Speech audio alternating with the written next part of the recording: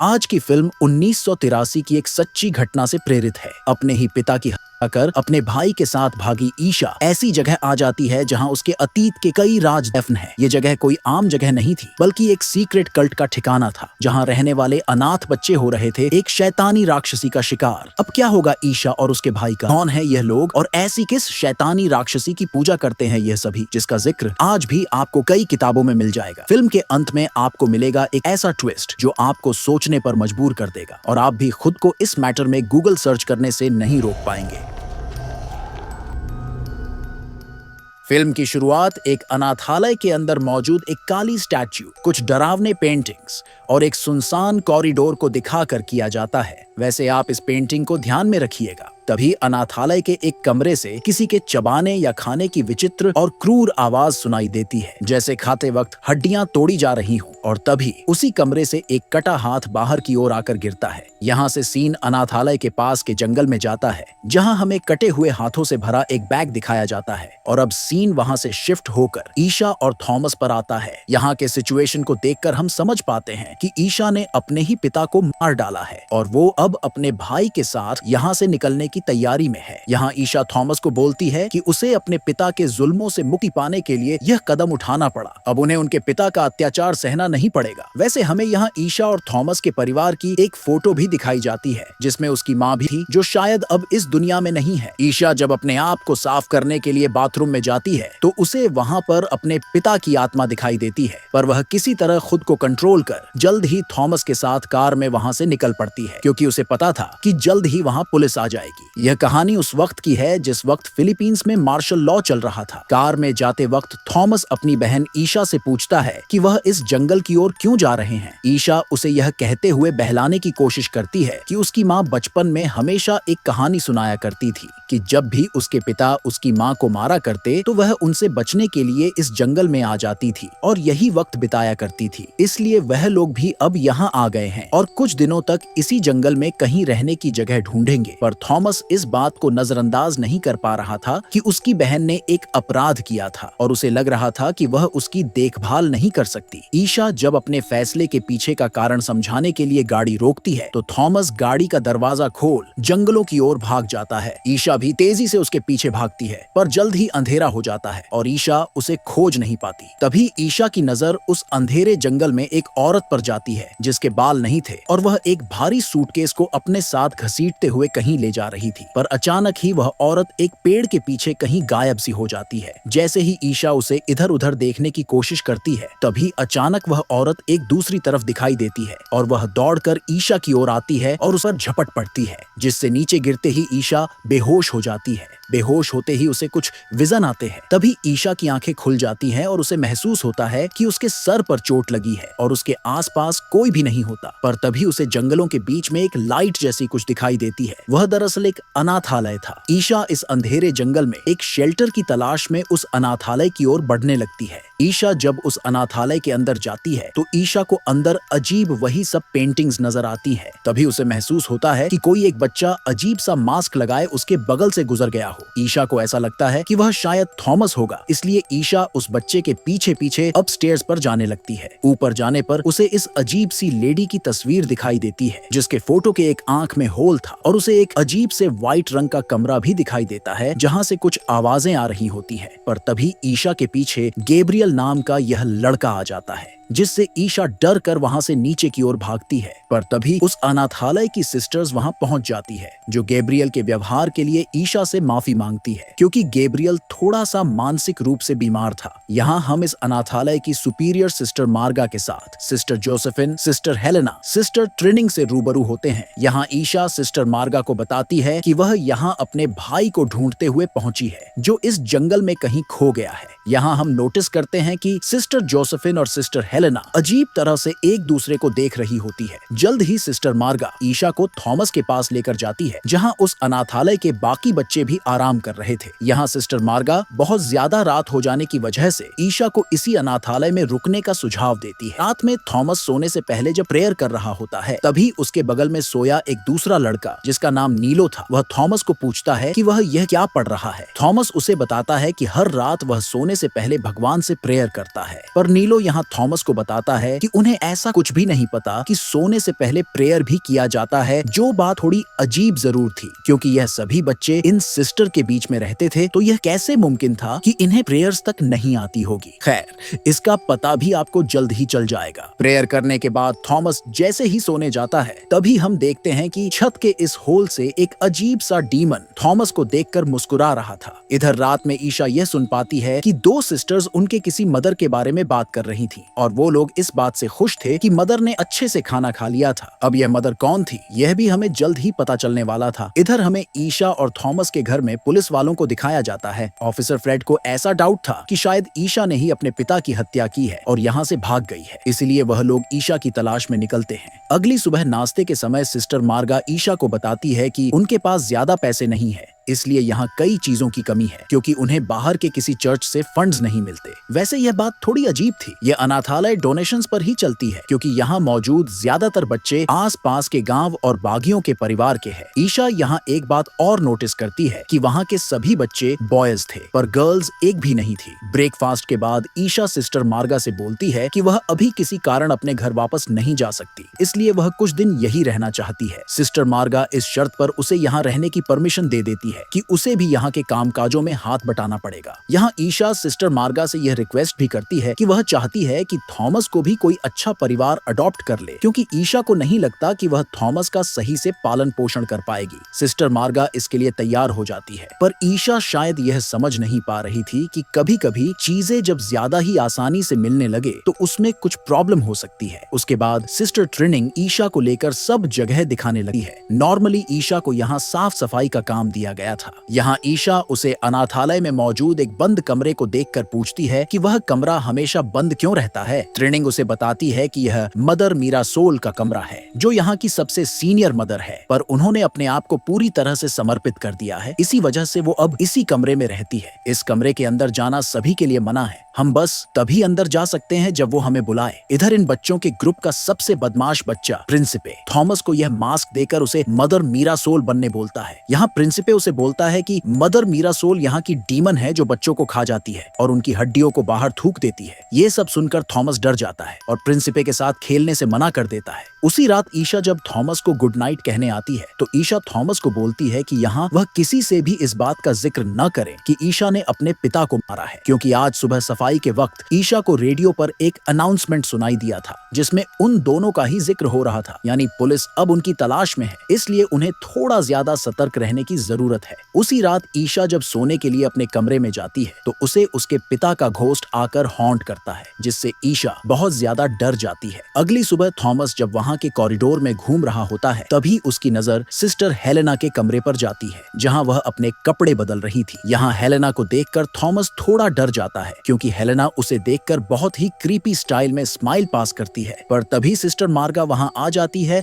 और थॉमस को अपने साथ ले जाती है। सिस्टर मार्गा थॉमस के बालों को कट करके वहाँ के दूसरे बच्चों के जैसा कर देती है, जिसे देखकर ईशा को थोड़ा अजीब जरूर लगता है पर वह कुछ नहीं बोलती। उस रूम की सफाई के दौरान ईशा को जोर से कुछ गिरने की आवाज आती है। ऊपर जाकर देखने पर पता चलता है कि वो ब्लैक मूर्ति जिसे फिल्म के स्टार्ट में दिखाया गया था, वह मूर्ति सिस्टर ट्रिनिंग की गलती के कारण गिरकर टूट चुकी थी। अब सजा के तौर पर उसे इस मूर्ति के नुकीले और धारदार टुकड़ों पर नंगे पैर चलना था, वो भी बिना चिल्लाए। सिस्टर ट्रिनिंग ऐसा ही करती है जिससे उसके दोनों पैर बुरी तरह से कट जाते हैं। गलती से मूर्ति टूटने के लिए यह सजा वाकई काफी क्रूल थी, जिसे ईशा भी एक्सेप्ट नहीं कर पा रही थी। पर यहाँ से इस फिल्म के ऐसे ऐसे राज खुलने स्टार्ट होते हैं जो काफी क्रीपी और डरावने थे। उसी रात ईशा जब वहाँ लगे खून के धब्बे साफ कर रही थी तभी वहाँ सिस्टर हेलेना आती है जो ईशा को बताती है कि यह मूर्ति असल में एडम की पहली वाइफ लिलिथ की है, जो महिलाओं के स्ट्रगल की सिंबल है। लिलिथ पुरुषों के लिए अभिशाप है। हम यहाँ लिलिथ को अपनी माँ मानते हैं और उन्हें ही समर्पित है।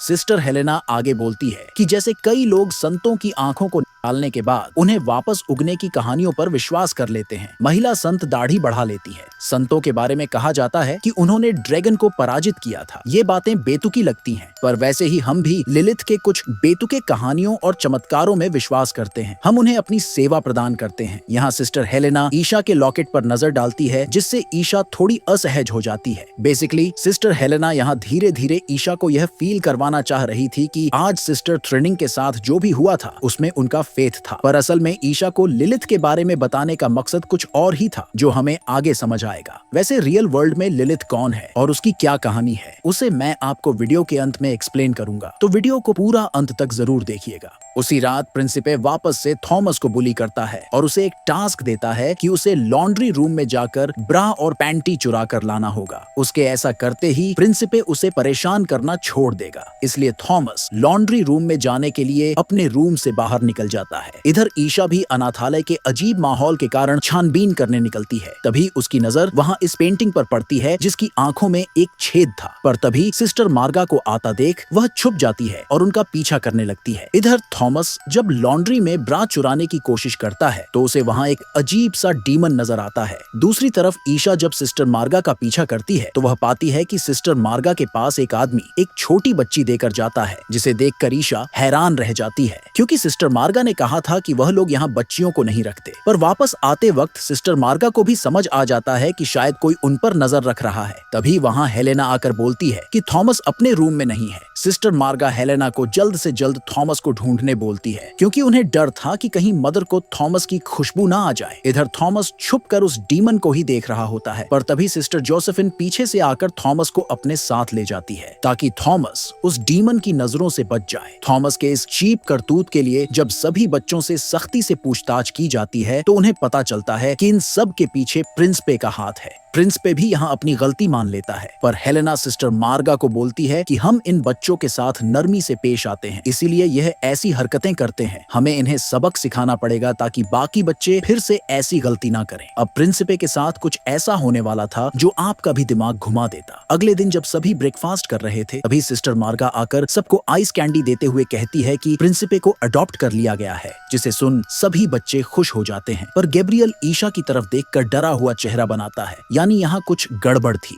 थोड़ी देर बाद सिस्टर मार्गा जब थॉमस को अपने पास बुलाकर उससे पूछताछ करती है कि उसने बीती रात क्या देखा था, तो थॉमस उन्हें बताता है कि वह कोई डेमोनिक चीज थी। पर सिस्टर मार्गा उसे बताती है कि तुमने जिसे देखा वह एक एंजल थी, क्योंकि यह अनाथालय एक ऐसी जगह पर बना है जहाँ पहले एंजल्स रहा करते थे। यहाँ हम समझ सकते थे कि सिस्टर मार्गा थॉमस का ब्रेन वॉश कर रही थी। इधर रात में ईशा वापस से इस एंटिंग के पास जाती है तो उसे वहाँ एक गुप्त दरवाजा मिलता है, पर तभी वहाँ सिस्टर्स आने लगती है तो ईशा डरकर अंदर छुप जाती है। यहाँ यह सभी सिस्टर प्रिंसिपे को लेकर आई थी। उनका कहना था कि प्रिंसिपे को यहाँ से जाने से पहले मदर मीरासोल की परमिशन लेकर उन्हें गुड बाय कहना होगा। प्रिंसिपे के ना चाहते हुए भी हेलेना उसे मदर मीरासोल के कमरे में लेकर जाती है और उसे सोई हुई मदर के कानों में विस्पर करने बोलती है। इतना कहकर वह प्रिंसिपे को इस रूम में अकेला बंद कर देती है। तभी मार्गा भी वहाँ एक बड़ी गन लेकर आती है और उसे दरवाजे की ओर एम करके खड़ी हो जाती है, यानी उन्हें डर था शायद उस दरवाजे से कोई और बाहर ना आ जाए। और तभी वह लोग जोर जोर से मंत्रों को पढ़कर किसी को जगाने लगती है। इधर प्रिंसिपे जब वहाँ मदर के ऊपर से चादर हटाता है तो कुछ देखकर चौंक जाता है, पर तभी बेड के नीचे एक डीमन दिखती है जो प्रिंसिपे को अंदर खींच लेती है और प्रिंसिपे की चीखें बाहर तक सुनाई देने लगती है। ईशा यह सब कुछ अंदर से छुप कर देख रही थी, पर तभी उसे महसूस होता है कि कुछ उसकी ओर भी आ रहा है। पर तभी गैब्रियल वहाँ जाकर उसे पीछे के रास्ते से बाहर निकाल लेता है।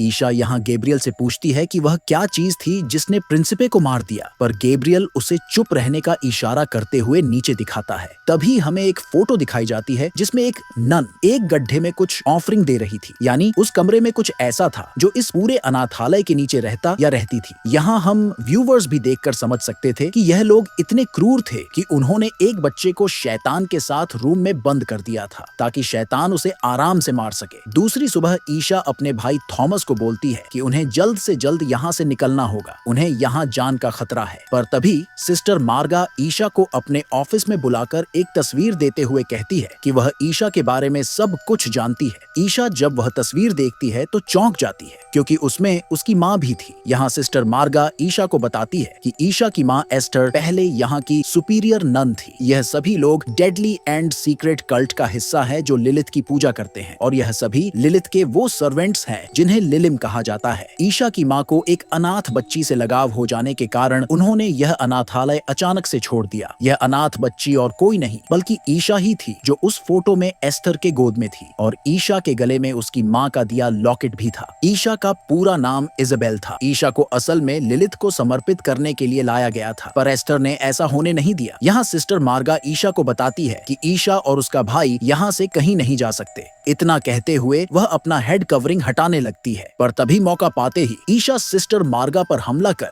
उसे बेहोश कर देती है। वहां से बाहर निकलते ही बाकी लिलिम्स को सिस्टर मार्गा के रूम की तरफ आता देख ईशा वापस से उसी सीक्रेट रूम में छुप जाती है। वह रूम असल में मीरासोल के रूम से कनेक्ट था। अंदर जाने पर उसे बेड पर रखी मीरासोल की बॉडी मिलती है। इसके साथ ही उसे बेड के पास ही प्रिंसिपे का हाथ पड़ा दिखता है, जिसे देखकर ईशा बहुत डर जाती है। तभी ईशा वहां के विंडो से देखती है कि पुलिस वाले यहाँ ईशा और उसके भाई की तलाश में आए हैं, पर इससे पहले कि ईशा किसी तरह उनका ध्यान अपनी ओर खींच पाती, सिस्टर थ्रिनिंग पीछे से आकर ईशा को पकड़ लेती है। इधर ऑफिसर फ्रेड सिस्टर हेलेना से पूछताछ तो करता है, पर उसे कुछ शक होता है, इसलिए वह अंदर जाकर बच्चों को चेक करने की बात करता है, क्योंकि उसे लग रहा था कि शायद थॉमस और ईशा यहीं छुपे हैं। अंदर जाने पर फ्रेड को बच्चों के बीच थॉमस मिल जाता है, पर तभी सिस्टर आकर फ्रेड के पार्टनर एल्विन को मार डालती है और फ्रेड को लिलिथ के ऑफरिंग के लिए कैद कर लेती है। इधर यह लोग वापस से मीरासोल के कमरे में जाकर जब उस बेड को हटाती है तो वहां नीचे एक कैटाकॉम्ब यानी कब्रों का तहखाना नजर आता है, जिनका उपयोग मुख्य रूप से मरे को दफनाने और उनके सम्मान में अनुष्ठान करने के लिए किया जाता है। यहाँ यह सभी फिर से मदर यानी लिलिथ के लिए ऑफरिंग देने और कुछ रिचुअल करने की तैयारी करने लगते हैं। इधर फ्रेड और ईशा को एक साथ ही बंद करके रखा गया था। तभी सिस्टर हेलेना के साथ कुछ लिलिम्स वहां आकर फ्रेड को अपने साथ ले जाते हैं, जबकि सिस्टर हेलेना यहाँ ईशा को बताती है कि उसने जब इस कल्ट को ज्वाइन किया था तब उसे भी यह सब अजीब लगता था, क्योंकि उसे पता था कि वह नरक के रास्ते में है। पर जैसे जैसे उसने अपने आप को पूरी तरह से लिलिथ को समर्पित करना स्टार्ट किया, उसे अच्छा लगने लगा और अब उसे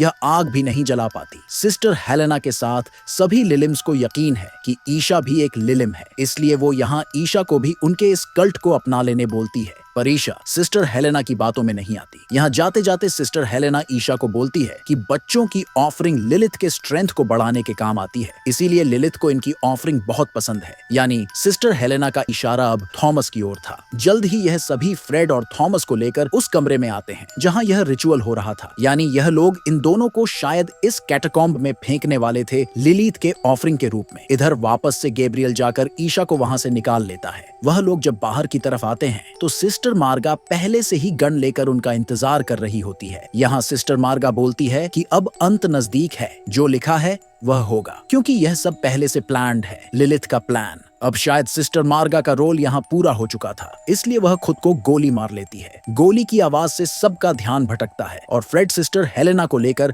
उस कैटाकॉम्ब में कूद जाता है। यह देखकर गुस्से में जोसेफिन थॉमस को भी नीचे फेंक देती है। नीचे गिरते ही फ्रेड और थॉमस यह देखकर डर से हैरान हो जाते हैं कि उनके सामने एक लेडी डीमन हेलेना को जिंदा ही खा रही थी और हेलेना भी बिना प्रोटेस्ट किए खुद को उस डीमन को सौंप चुकी थी। फ्रेड यहाँ थॉमस को छुपने बोलता है, पर तभी वह डीमन आगे बढ़कर फ्रेड के पूरे सर को ही निगल लेती है। इधर ईशा भी गन लेकर उस कमरे में आ जाती है, पर यहाँ सभी लिलिम्स उसके रास्ते से हट जाते हैं। ईशा जब उस कैटाकॉम्ब में उतरती है तो उसे वहाँ हेलेन और फ्रेड की अधखाई लाश मिलती है। तभी ईशा को थॉमस भी नजर आ जाता है, पर वह लोग उस डीमन को भी देखते हैं। यहाँ ईशा जल्दी से थॉमस को वहाँ से बाहर निकालती है। ईशा उस डीमन पर फायरिंग भी करती है, पर अफसोस वह डीमन ज्यादा घायल नहीं होती। यह देख ईशा भी जल्दी से वहाँ से निकलने लगती है, पर डीमन भी उसके पीछे पीछे ऊपर तक आ जाती है। पर तभी थॉमस वहाँ पड़े फ्रेड के गन से उस डीमन के सर पर गोली मार देता है, जिससे वो डीमन वापस नीचे गिर जाती है। इधर दोनों भाई बहन गन दिखाते हुए वहाँ से बाहर निकलने लगते हैं। पर यहाँ एक बात अजीब थी कि वहाँ खड़ी सभी लिलिम्स पहले से ही हाथ बंधे खड़ी थी। तभी सिस्टर जोसेफिन की नजर ईशा के पैर की ओर जाती है, जिसमें चोट के निशान थे जो बाहर निकलते वक्त उस डीमन के द्वारा ईशा के पैर को पकड़ने के दौरान लगे थे। ये चोट देखकर सिस्टर जोसेफिन मुस्कुराने लगती है। ईशा इन सब की परवाह किए बिना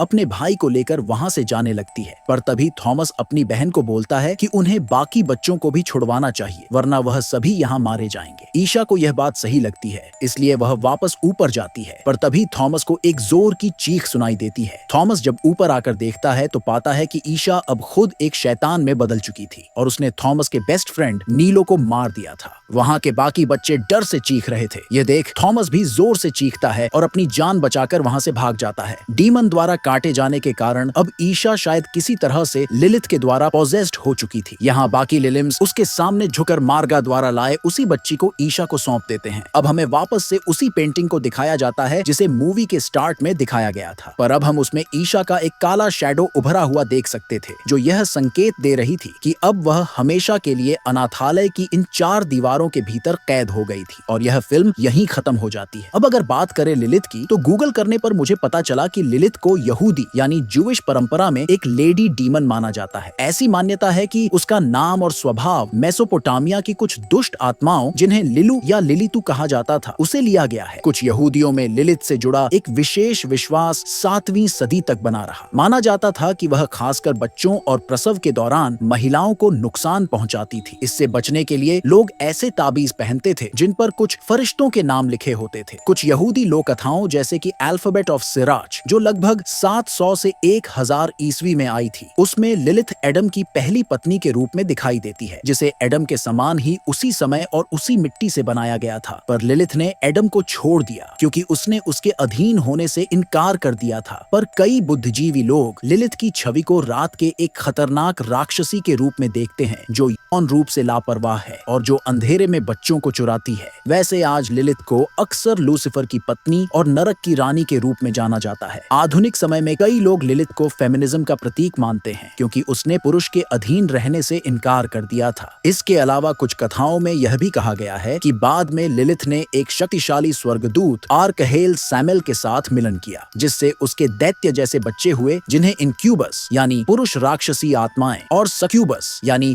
स्त्री राक्षसी आत्माएं कहा गया, जो लोगों को सपने में आकर डराते या परेशान करते हैं। तो उम्मीद है कि अब आपको सब कुछ अच्छे से समझ आ गया होगा। अगर वीडियो में मेरा एफर्ट थोड़ा भी अच्छा लगा हो तो एक लाइक जरूर ठोक दीजिए और हाँ, कमेंट में कम से कम एक हाई लिखना मत भूलिए। इससे मुझे पता चलेगा कि आप मेरे वीडियोस को पसंद करते हैं। वैसे अगर इस वीडियो से जुड़ा कोई भी सवाल या कंफ्यूजन अभी भी आपके मन में बचा है तो कमेंट सेक्शन में खुलकर पूछिए। वीडियो को शेयर करना मत भूलिए। मिलते हैं अगले वीडियो में, तब तक के लिए धन्यवाद।